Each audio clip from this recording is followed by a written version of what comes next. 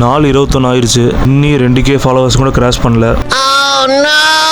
வியூஸும் இன்னி முதுகளவும் கூட ரீச் ஆகல. ஒரு நாள் இல்லை ஒரு நாள் 1 lakh சப்ஸ்கிரைபர் அடிச்சுட்டு இந்த செலிப்ரேஷனை பண்ணுறோம். சகருக்கு இன்றைக்கி மட்டனு ஒரு புடி பிடிச்சிட்டு கொஞ்சம் பட்டி டிங்கரிங் ஒர்க்கெலாம் இருந்துச்சு. அதெல்லாம் முடிச்சுட்டு ஃபஜ்ரை தொழுதுட்டு இந்த ஆங்கிளில் என்னை பார்க்க ரொம்ப பாவமாக இருக்குல்ல. தொழுதுட்டு தூங்கலான்னு போகும்போது தான் ஒரு மீம் பார்த்தேன்.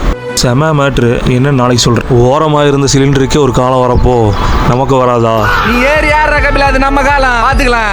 இவனுக்கு வரல நம்மளை டராக்கிடுவானுங்க போல. எதுக்கோ சேஃப்டிக்கு கையில் இருந்த எல்லா பக்ஸையும் போட்டு ஹிமாக்கு வயிற்று நிரப்பிட்டேன். 2 நாள் கேப் ஆயிடுச்சு. அதுக்கெல்லாம் சேர்த்து இன்னைக்கு ஓதி முடிச்சுட்டு நோம்பை திறந்துட்டு தொழுதுட்டு ஜிம்முக்கு கிளம்பிட்டேன். இன்னைக்கு நமக்கு ஷோல்டர் அண்ட் ஆப்ஸு நல்ல மஜாவாக ஒரு வெயிட் எடுத்துட்டு மடியில் வச்சுட்டு மேலே தூக்கும் போது ஒரு ஃபீல் வரும் பாருங்க. ஆலியா பட்டே வந்து அண்ணங்கிட்ட கையில் வீசினாலும் இந்த ஃபீலிங்க்கு மேட்ச் ஆகாதுங்க. நம்ம அண்ணன் சீபம் கிட்ட இருந்து ஒரு 4 வேரியேஷன் தரமாக வாடகைக்கு வாங்கி பண்ணிட்டு இருந்தேன். சரி ஃபேஸ்புக்கில் போட்டு ஃபினிஷிங்கை பிடிக்கலான்னு பார்த்தா நானும் செட்டிங்கை போட்டு வெயிட்டையெல்லாம் மாட்டிட்டு போட்டு இழுக்கிறேன்.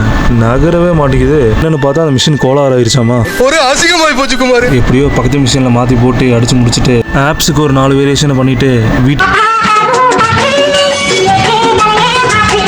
கிளம்பிட்டேன். இரவு உணவுக்கு முட்டை தோசை 2 உள்ள இறக்கிட்டு தூங்கிட்டேன்.